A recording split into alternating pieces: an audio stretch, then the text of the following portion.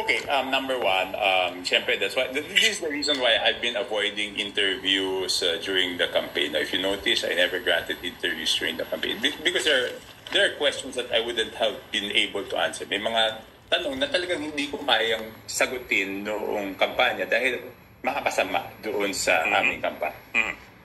Isa sa mga yon is yung talagang nagsimula yung problema namin nung nag-file ng impeachment case ang House of Representatives against kay VP Sara. Because yung October surveys namin, 9 na alyansa ang pasok sa buong Mindanao. Pagdating nung survey namin after the impeachment, before the incident of bringing the former president to Hague, 4 na lang. So just because of the impeachment, 4 na lang yung natirang alyansa candidates doon sa Mindanao. Kaya kung mapapansin nyo, early on, binawasan ko yung rallies doon sa Mindanao. Kasi wala rin mangyayari sa amin doon eh. Pupunta kami doon, hindi rin naman namin makukumbinsi yung mga tao. Why would we spend time there, no? And I'm saying this because yung impeachment was self-inflicted. Ibig sabihin, yun total control kami. Pero tinuloy namin, for what? For nothing. Diba? Nag-file ng impeachment complaint February 5. Hanggang ngayon, hindi pa nasisimulan. Pinigilan ko sila noon. Ayaw nilang makinig. Sinabi ko, maapektuhan yung mga senador natin. Ayaw nilang makinig. So, yan ang nangyari. Sir, clarify ko lang, when you say pinigilan mo sila, sino pa yung tinutukoy natin? Sinabi ko doon sa House na anong stand ko doon sa impeachment. Una, sinabi ko, bakit nyo ginagawa yan? Last day of session. Okay? Last day of session. June 2 pa magdidinggin ng Senado yan. Magiging issue yan sa election. So, kaya hindi ako pumirma. Tinuloy nila. O yan ang naging epekto. Tapos nasundan pa nung sa Hague. No? So, anong nangyari doon sa isip ng tao? Ang nangyayari sa isip ng tao, masyado nating pinupuntirya, di ba? Masyado nilang pinupuntirya. Ibig sabihin, una yung anak, in-impeach mo, tapos yung tatay na padala sa Hague. Tama ka, Congressman. Yung padala sa Hague, there are circumstances external to us beyond our control. Di ba? So, hindi mo pwedeng sabihin na yan ang reason. Ang talagang pinagsimulan yan is yung impeachment na pinipigilan ko silang gawin. Pero sa sinubukan po niyong pigilan yung liderato ng Kongreso, ano po ang sagot sa inyo kung bakit nila itutuloy o tinuloy nung panahon yun? Okay. Alam na nila yung stand ko tungkol dyan. Kaya nung huling meeting, hindi na nila ako sinama dyan sa usapan nung impeachment. So anong ginawa ko? Hindi ako pumirma. Pero alam nila yung stand ko dyan. Ever since before, I've been very clear about my stand on the impeachment, no? Congressman, merong story ngayon from the House eh. Sabi nila, I think it's in reaction to what you said, no? Sabi nila, 86% daw of the congressmen who signed the impeachment complaint, nanalo naman. Ano pong masasabi niyo ron? Okay, iba ang national, iba ang local politics, iba ang national politics, no? Ang local politics is based on the performance ng iyong representante, no? Ang national politics is based on perception. Okay? So, ibang-iba yon. Ngayon, umamin ka na. Nilabas mo na ang katotohanan. Ha? On perception. Okay? So, ibang-iba yon. Okay? At yung sinasabi, okay, bakit ba nila kailangan gawin? Hindi ko maintindihan kung bakit nila kailangan gawin. Ngayon ko lang natuklasan na yung aking duda nung unang-una pa lang kung bakit nila pinipilit yung impeachment na yan ay tama. And it was because of the conditional release. Conditional release ng budget. Conditional release ng budget. Di ba, okay. Di ba saan ba nagsimula yung problema ng administrasyon? Nagsimula yung problema ng administrasyon nung hindi nila sinunod yung budget ng Pangulo. Ang nangyari, hindi nila sinunod, ang dami-dami lang ginalaw. Later on, nagpasa sila ng budget na ayaw ng Pangulo. Okay? Ngayon, because of lack of time, hindi na veto lahat ng mga hindi dapat na-item na handon, di ba? So, ang ginawa Medyo. ng executive is, di ba nagkaroon ng sinabi, conditional release. We will Yes, sir. review That one. all the line items. So, ano nangyari? May na-hold. Okay? So, noong pinipilit nila ilabas yung mga projects na for conditional release, iniisip-isip ko na noon na ito yung reason para doon sa impeachment para mapilitan yung executive branch na ilabas yung budget. So, hindi ko mapatunayan nun. Pero for the record, nag-text ako na yan ang duda ko kung bakit nila ginagawa. Okay. Sir, in which case, if I may, in which case, are you saying therefore na Malacanang was not convinced of the need to pursue the impeachment at that time?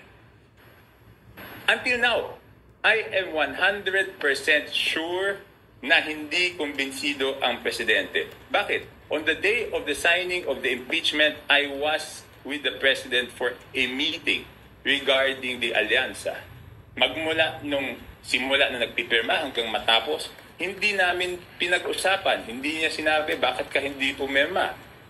Pagkatapos, lumabas yung resulta, hindi man niya lang sinabi sa akin, Toby, naka 215 tayo. We never talked about it.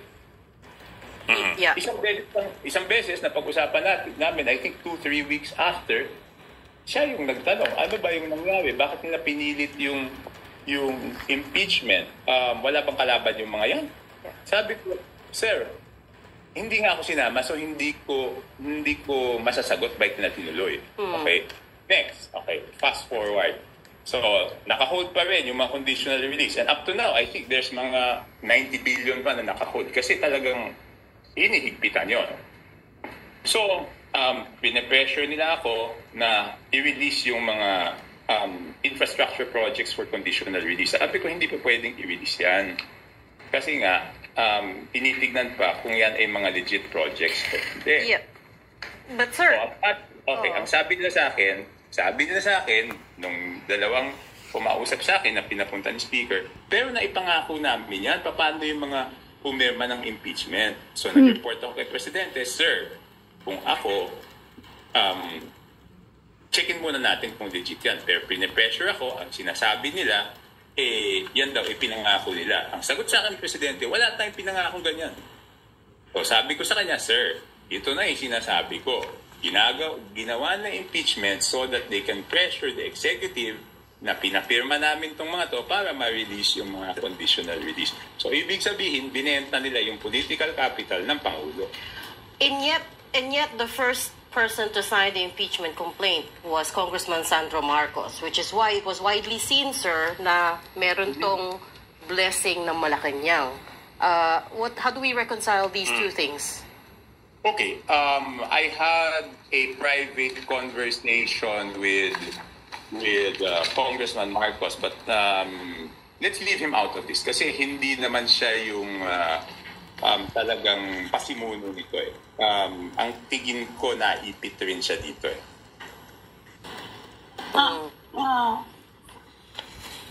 Sir, could you at least qualify that? What do you mean by Could you please, pakiulit lang. Hindi, okay. I had a private conversation with him Yes, sir. regarding this. Let's leave him out of this kasi hindi naman siya yung nagpasimuno ng impeachment. Sa tingin ko, na Ang sabi sa... dito. You're saying So you're refuting kasi yung sabi ng iba, part of the reason daw na hindi lumabas nga, hindi nagkaroon ng sweep yung alyansa, hindi daw na-roll out yung administration machinery. No. One of the reasons, Sean. Okay, paano ma-roll out yung administration machinery when the candidates themselves were fighting for survival? Hindi ba? There is a negative sentiment. Ikaw tumatakbo ka. Will you take the risk? No candidate will take the risk. He will think first of his own survival. Diba? How can you, lalo na kung emosyon ang nananaig sa tao. Kasi yung emosyon, hindi mo pwedeng paliwanagan yung emosyon. So kung ikaw kumakandidato, kahit sabihin mo na mahina yung kalaban niya, will you take the risk? Yung impact, isa pa sir na tinuturo nila, yung impact nung controversy over the national budget na kasi ang pinaka-direct hit talaga doon yung House eh. You think may tama yun, yung observation na yun, na may impact nga siya doon sa nangyari sa alyansa? May impact yung okay.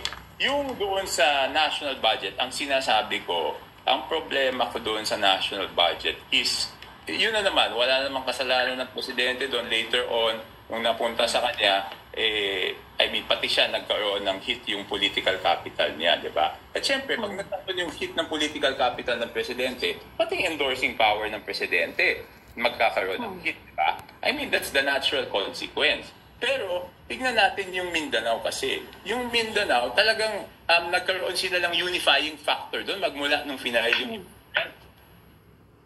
Pero sir, it sounds almost as if the president is so passive. Kasi typically, the president would have a supermajority in Congress, not the other way around, na a supermajority has a president in Malacanang. Di ba? Usually ganun yung dynamics nun eh. So, it almost sounds as if the president is not on top of things and that he's just being pulled and pushed around.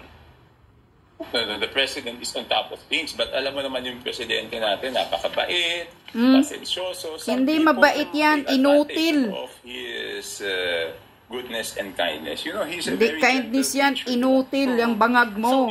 So when you say that they used up his political capital... It's his gentleness, his kindness. Oo.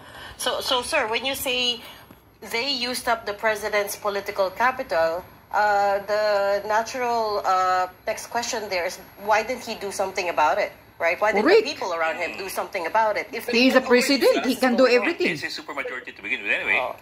Yan ang ginawa niya, di ba? Hanggang ngayon, hindi naman pa ni-release yung congressional insertion eh. Okay, out of the 209 billion na inserted by the House, ang nare-release lang is over 100 million. So may 90 billion pa doon na nakahold. So he exercised his executive power.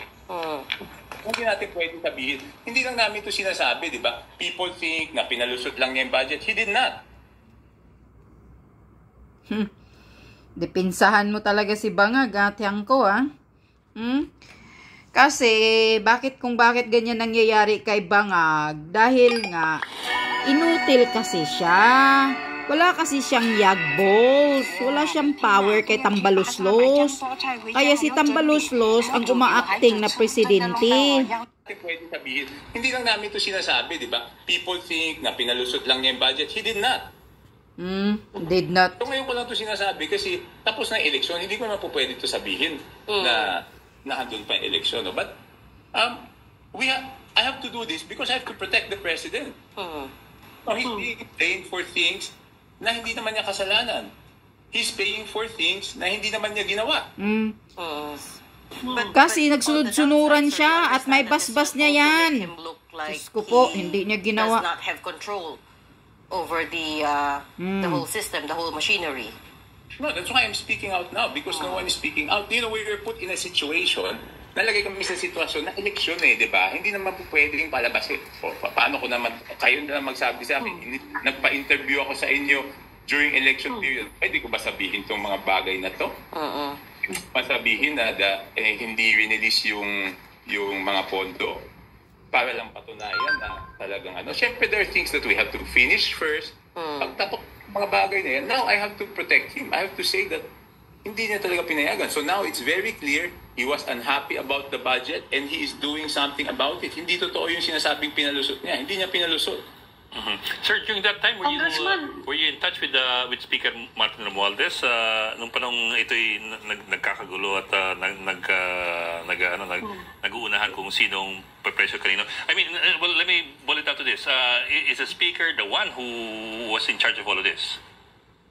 And who is the leader of the House, di ba? Yung mga, tsaka yung nakapaligid sa kanya kasi sila yung kumakausap sa akin, sinasabi sa akin, kailangan to release, kailangan ganito, ganyan. Eh, hindi naman ako pumapayag. Congressman, nabanggit niyo na rin lang yung leadership eh. Hindi lang si President Marcos ang tinamaan dito of course, you are in the line of fire dahil kayo yung naging campaign manager ng Alyansa. And in fact, you were being rumored to be the next speaker actually. Ano po yung ano na po nangyari? Magkakaroon po ba tayo ng leadership change? I think that's where all the problems started, no? Early November, nung nagkakagulo-gulo sa budget, ang pinagdududahan nila ako, no? There was one time, Yes. I was happy okay. Speaker Romualdez. Sinabi ko sa kanya at that time, Speaker, wala akong kinausap na congressman, walang kumausap na congressman sa akin, no? And she had so many theories, no? Meron pa siyang kung ano-anong theory na yung iba doon, wala akong telephone number ng mga taong yon, no? And then, nung nangyari ito ngayon, ako na naman yung pinagdududahan nila, di ba? Na, kaya kung titignan mo naman, alam ko naman sino yung mga nagpo-post sa social media, mga naman nila yon, di ba? Kilala ko yung iba pa nga, doon ko pa nga nakilala sa bahay niya eh. So, paano ko naman hindi malalaman na hindi ako yung pinupunteriya nila dito, di ba? So, okay. Ako naman, I'm very transparent. Kung sinasabi ko noon na at that time, in November, walang kumakausap sa akin. Ngayon, sasabihin ko naman, may mga kumakausap sa akin. Wala akong kinakausap, may mga kumakausap sa akin na sinasabi na kung dapat magkaroon ng change of leadership para mabalik yung imahe ng House. Naman sinasabi ko na ako, kung ano yung gusto ng mayorya, yun naman ang susundin ko, di ba? I mean, I don't fight, I have to tell everyone, I don't fight my battles patalikod. I always fight frontally. You've known me. In the